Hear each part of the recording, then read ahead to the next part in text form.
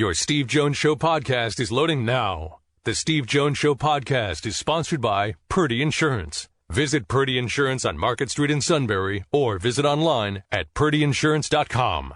Time now to bring in the outstanding Ryan Snyder from On3.com and Blue White Illustrated. Ryan, welcome back. Happy holidays to you and your beautiful family. Happy holidays, Steve. When you heading down to the Peach Bowl? Do you have basketball in between there? I've got a game Thursday night, but then Jack's going Monday night, and I'm getting there very early Thursday morning, like about 8:30. I'm getting there very early Wednesday morning at about 8:30. Nice. Have you ever been to that stadium? It's incredible. Have not been to that stadium. I've done a couple of games in the Hawks Arena. I have done 3 or 4 games at Georgia Tech. I did an NCAA tournament game in the old Georgia Dome. So I have not seen this place. Yeah, when we were still with Rivals, the Rivals had its 5-star challenge there for a couple of years, and we basically had the stadium to ourselves for a day. So I've toured it a couple times, man. It is truly state of the art. So you guys will enjoy it down there. And for the fans going, by the way, you will not be crushed by concessions. Arthur Blank, when he had the stadium built and set up, the concessions are not quite down to Little League World Series levels, but they're extremely reasonable, so enjoy it. Mm-hmm. All right. So we all know that if with Penn State, nothing's really going to change too much. There shouldn't be a lot of drama coming up. Do you forecast any drama? No, I'm kidding. No, not at this point. And that's really been pretty much the theme since, I'd say, the end of November. As the season has progressed, well, put it this way, if you would ask me this, I would say early October, bye-week area, there were certainly some players we were still monitoring, Penn State had interest in. But as the season has progressed, it feels like the staff has kind of made a decision to use any wiggle room they have, maybe put it a little bit more towards the portal. So, they have 25 guys committed right now. They really, of course, the coaches have been out on the road for, the past 2 weeks or so. And really their focus while out on the road was portal guys and then visiting with the 25 players who are already committed. And, of course, they'll stop at some, major high schools for 2025 guys as well. But should be pretty drama-free on Wednesday, and that's just the way James Franklin likes it. I feel, at least on paper, that Penn State is now in the process of stacking classes. Is that fair? For sure, yeah. I mean, this is another top 15 class sitting right outside the top 10, and I think last year they finished 14th, and probably going to finish somewhere right around that same spot again this year. But was it 14, 15 5-star players? I believe it is. I apologize, don't have the count right in front of me. But if we're looking at On3's rankings, at least another deep class with 4-star talent, which is always what you want. And this one has multiple top 150 guys as well.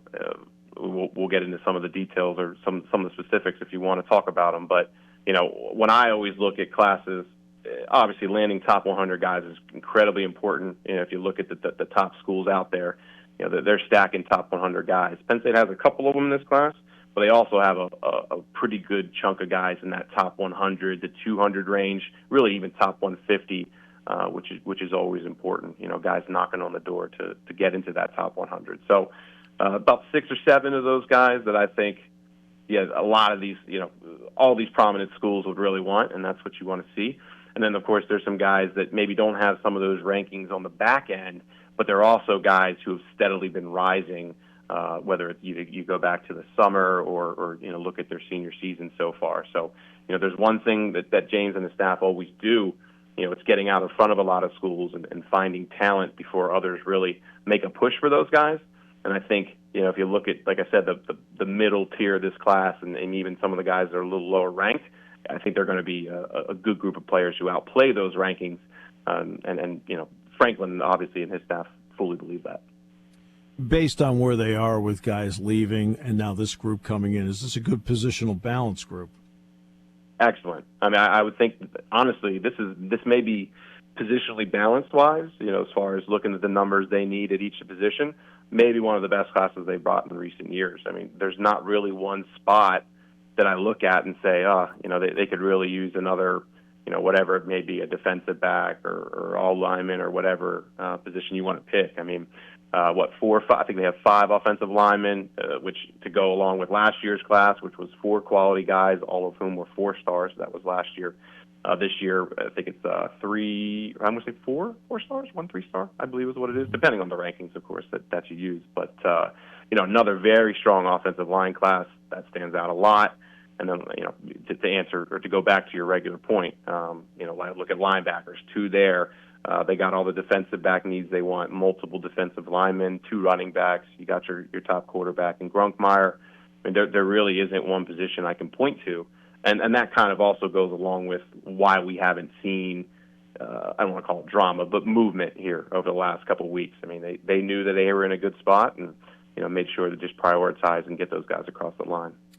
Yeah, and a couple of guys that really stand out to you that were important, and on top of that, were there any guys along the way that had the ability to recruit other people?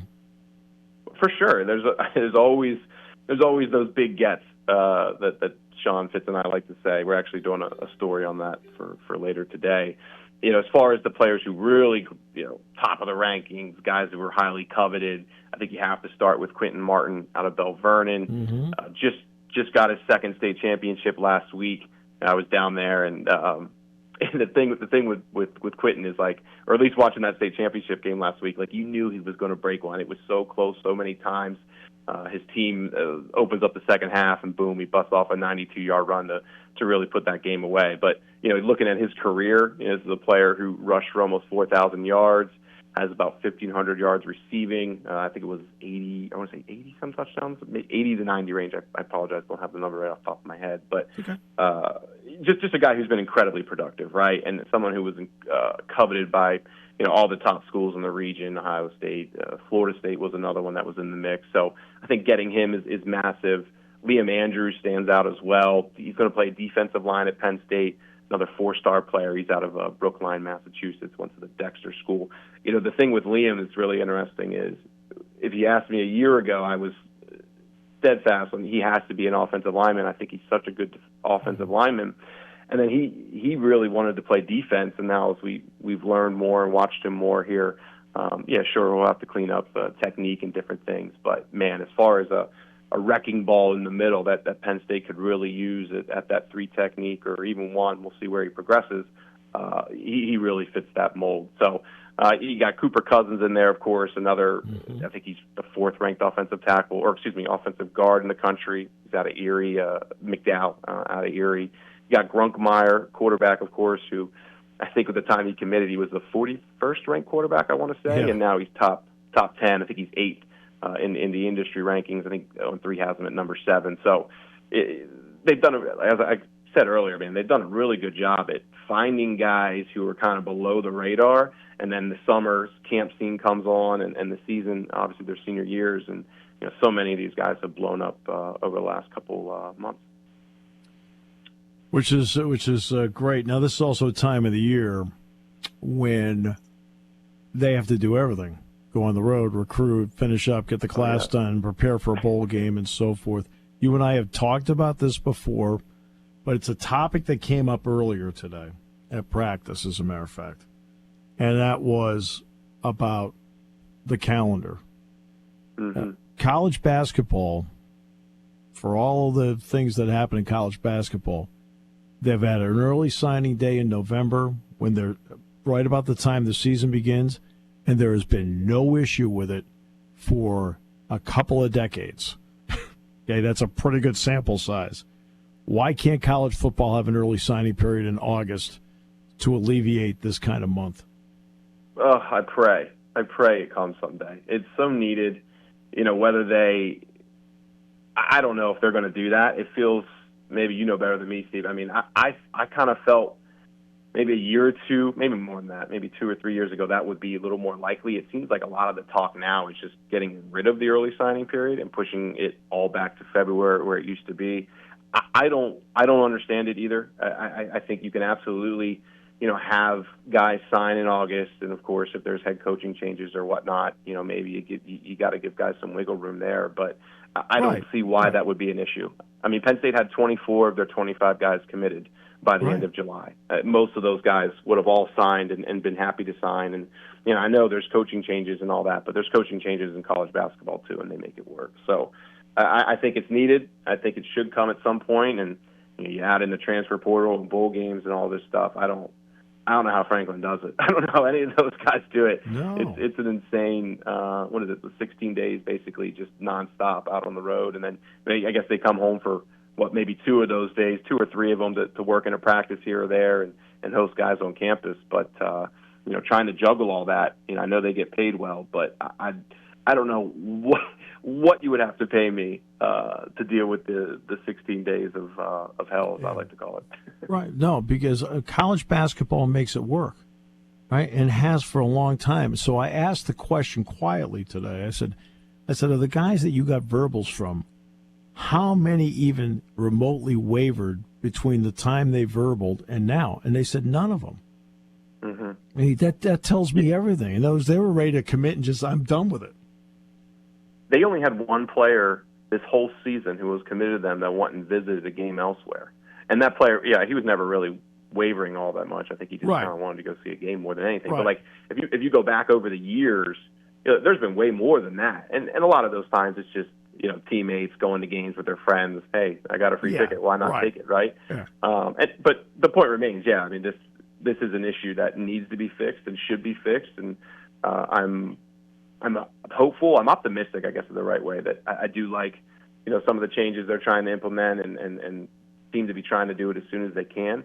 But this has to be changed here at some point soon. I'm fine with an August one. I'm fine with everything going back to February if that's what everyone thinks is best. But doing this right now just doesn't make a lot of sense. No, it makes no sense at all. The coordinators for Penn State, has this been, as you've talked to any of the players going along, has this been a question for any of the players just to make sure of how it's settled or in any way? Not really, no. We talk about this all the time. I mean, the way Penn State recruits is how they kind of eliminate those issues, right? It's not just the coordinators. It's not just their position coach. You add in the recruiting staff. I mean, pretty much all offensive players are recruited by basically the entire offensive staff, and then vice versa there for defense. So the Koldenecki hire has been very positive from a lot of guys, and pretty much everybody I've talked to is excited about that. And we'll see if Tom Allen becomes official here soon. I was waiting for that to become official before I bug guys about their thoughts and all that. But sure. I think defensively, I mean, these guys knew Manny Diaz was going to be coveted, whether it was this year or next year. And I think most of them understood that, Manny was going to get an opportunity at some point. So what was the realistic chances of him being here all 4 or 5 years, whatever it may be? It was always kind of low, and they knew that. And I wouldn't even be surprised if they've talked about that, throughout the recruiting process. So that's just college football. And, you want to play at any of these prominent schools, you're going to deal with that. So no real issues there. I know, like, for example, Gronkmeyer's been very excited with Koldenecki, and I've talked to Quentin Martin, a few other offensive guys. They're all really excited, and I don't see why any of the defensive guys wouldn't be excited about Tom Allen.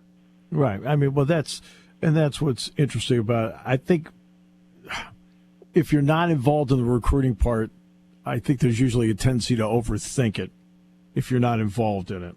And I think that's what happens in a case like this. People start coming up with scenarios. Could they lose somebody? Like, these guys pretty much have made up their mind. Not only that, they don't want anything to do with going back. Right, exactly. They don't want to do it anymore. They're excited. They're excited to not have. Obviously, it's not just the coaches. Right? I mean, there's a massive media scene here now that covers recruiting that I'm obviously very involved with, and it's not just having the coaches call you and text you, but there's a lot of media as well that are always reaching out and trying to figure out different things. So getting rid of that flood of constant people asking you different questions and different conversations, it's a major relief for a lot of these guys. So, and look, it's not like Penn State, had some poor season or anything like that. They're in a great spot here moving forward, especially with the 12-team playoff. Like, even if there are some coaching changes, it's not like Penn State's going to fall off the map all of a sudden. So you always do an awesome job on the high school to college recruiting. How much do you try and get involved, or do you have to get involved with portal recruiting? And if so, what to this point would you know about it? Oh, I mean, if I could show you our site analytics over the last two weeks or so, it's been everything. I mean, that's been what has everyone's attention here, especially because of course Penn State's 2024 class is pretty much settled. So Right. yeah, I mean that's been a challenge to cover for a lot of different reasons. Obviously, college guys. Well, let's start with this. Most of these guys have agents now, right? So Right. One of the main things that I'm getting a lot of feedback on is agents are basically telling guys, "Hey, look, don't talk a lot because you can hurt your leverage in different ways when it comes to NIL and different things. Or the less information out there, the better. It often ends up being, and I think you're seeing that with a lot of these top guys who, maybe once they commit to whatever school it is, then they'll open up about why this school X was the school for me. But throughout that 2-week period or whatever it is, a lot of these guys, some of them will tweet out offers. That's another thing. Like a lot of when the portals first opened, a lot of guys would put their offers out there and schools they were interested. Right. So Exactly. we're seeing a lot less of that now too, where guys are just float behind the scenes, and then you can kind of leverage school X or school Y or school Z. And I hate using the word leverage, but that's really what this is becoming with NIL, especially in the portal. I mean, I hate the word free agency in college football, but it is that to some degree, where a lot of these guys are trying to maximize NIL deals as much as finding the best school for them, which is sad in a lot of ways, but that's kind of the Pandora's box that's been opened. The one other thing too, Steve, I'll say real quick is that from a source perspective, if I'm trying to get people that I've built sources with over the years, it doesn't benefit them to talk either, because they don't right. want school X or school Y, knowing which guys are on campus or who they're out visiting and things like that. So it's a situation where I tell people all the time, for high school recruiting, it's a lot different because everything's kind of out there in the open, in the public. But for these 3 weeks, both sides, recruits and agents, and also coaching staffs, they're realizing that the less information that's out there, the better it is. So, the schools they're competing against don't have to, just don't know certain pieces of information. So it's getting more and more like that, which makes it hard to cover. And I know fans are craving for information, and we're doing the best we can at times. But, I'd be lying if I said it was easy to figure out player X or player Y, because it's anything but. Yeah, because, for the most part, with many of these guys, especially ones that are considering Penn State, you probably already had a great rapport with them to begin with a few years ago, and now it's probably almost impossible for you to break through the wall. For sure. So, they have 2 guys committed right now, of course. Alan Herron's very interesting. Yeah. Out of Shorter University, former Division II guy who absolutely fell through the cracks. We've had some talks with different scouts and whatnot over the last week since he's committed, and more than one has said that they think he's a potential NFL guy. So whether he comes in here and plays right away, time will tell. We'll see how that works out. They also added Chase Meyer, a solid kicker from Tulsa yesterday. I think he's going to come in and compete really well with Sanders Sadeak and of course Ryan Barker. We'll see who wins that job down the road. But I know the name everybody wants to talk about, of course, is Julian Fleming, which I think that's where you were leading me to. No, I really wasn't, but that's okay. Go ahead. Well, you said a couple years ago, which anyway, I feel like so many people have hinted at that the last couple of days. But now, of course, Fleming's still out there, hasn't announced anything publicly yet. We know he went to Nebraska. We know he took an unofficial visit to Penn State. I believe it was not this past Thursday, but the Thursday before that. Yeah. And, it's I reached out to Julian pretty much right when we learned about him visiting, and he was, we've always had a good relationship. Obviously, I've been covering him since he was a freshman in high school. And he was like, hey, look, really appreciate you. I just have to keep everything incredibly quiet on this one. And that's just been a theme that we've seen with so many of these guys. So he hasn't really talked about it with anybody since. Or hasn't really opened up about anybody. I don't think you'll find a single interview from him about this process. No.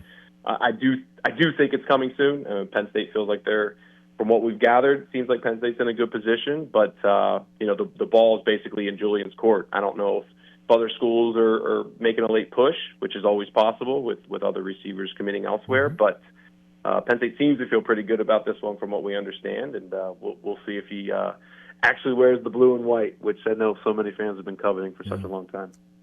We'll all find out together. All right. Although there's a good chance you may find out first. So, hey, maybe, hopefully.